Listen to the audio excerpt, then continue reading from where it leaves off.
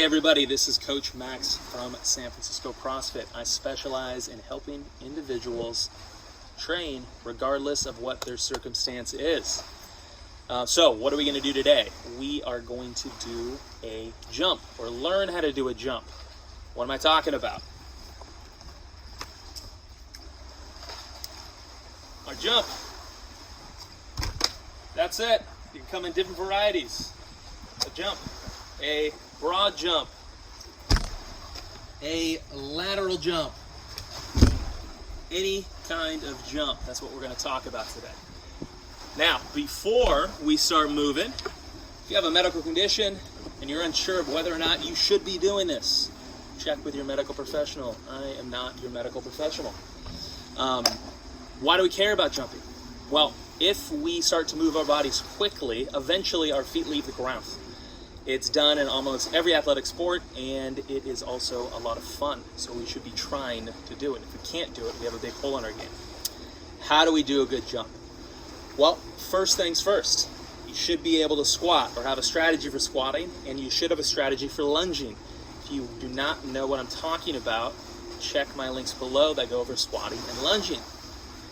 All right, so we have squatting and lunging. Let's talk about what the jump looks like. Now, to make a good movement, we always go back to our good principles of movement. And these are founded on what we coach at San Francisco CrossFit and also the Ready State. Check it out. Check them out. So, good jump starts with a good squat. We want our core engaged. We want our hips engaged. We want our shoulders engaged. Just like a squat, knees are over the feet.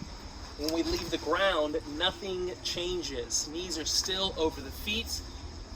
Feet are straight up in the ground, straight up from the ground. Whether we're jumping straight up, jumping forward, jumping to the side, everything is still stacked over itself, including our feet. We shouldn't have any weird feet. They should be pointed forwards, not to the sides, not collapsing. Okay, so if you can do this movement, the first way to scale, or you'd like to do this movement, you're sketched out by it, first way to do this is just to scale how far you're jumping and how high you're jumping. If we're jumping a little bit, it's going to be doable. If we're jumping a little bit to the side, that might be doable, a little bit to the front. As you get better, you can make that jump larger and larger, eventually jumping all the way across your yoga mat. Now, if that is sketchy for you, and sketchy means you might fall down.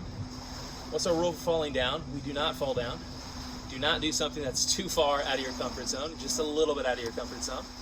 We can always hold on to something as we practice this. My co-star, my chair. We can jump up and down while holding on to something, loading our arms and shoulders a little bit. We can jump side to side doing this. We can jump forward and backwards. So if balance is an issue, we can start here. You can hold on with one hand. You can do these same jumps as you practice. Now let's say you got no chair, or otherwise you're more concerned about covering a far distance. Our other options are to scale this back to a leap, what I call a leap, which means both feet are still off the ground, except this time I'm going to, if I'm doing a lateral jump, I'm going to jump and kind of cover the other one with the ground, right by the ground. So my feet are both off the ground only for a little second. So we can leap to the side and leap to the side. And we can leap forward and we can leap backwards. Now, if we have an ankle problem, fused ankle, below the knee amputation, some way where our ankle and calf doesn't work, jumping is going to be really hard, and leaping or stepping might be your only option.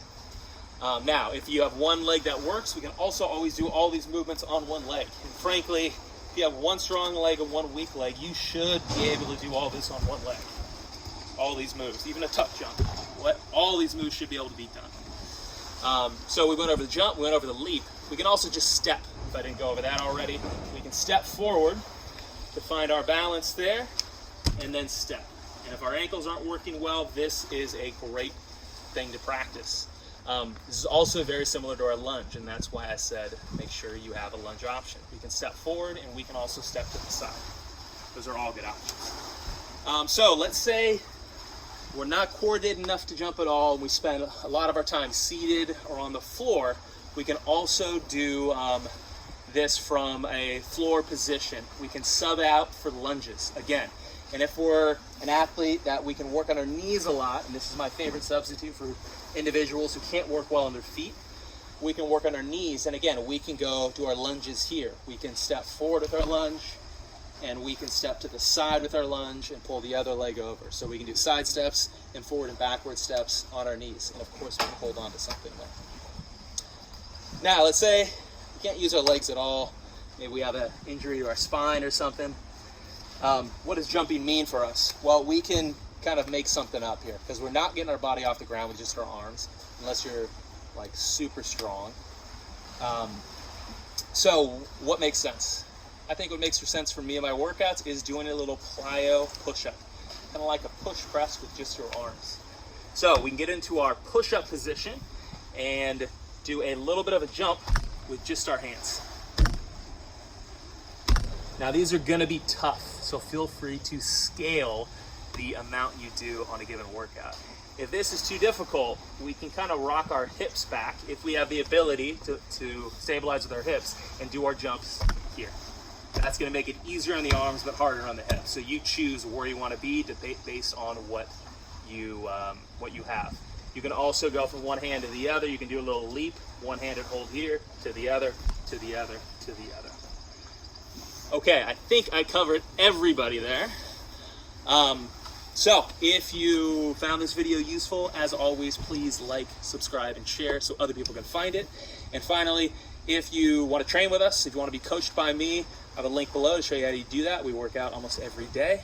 And if you are a professional that wants a little guidance on how to coach athletes with some kind of problem, we have a seminar for you. The link's down below. Guys, always a pleasure. I'll see you in the workouts.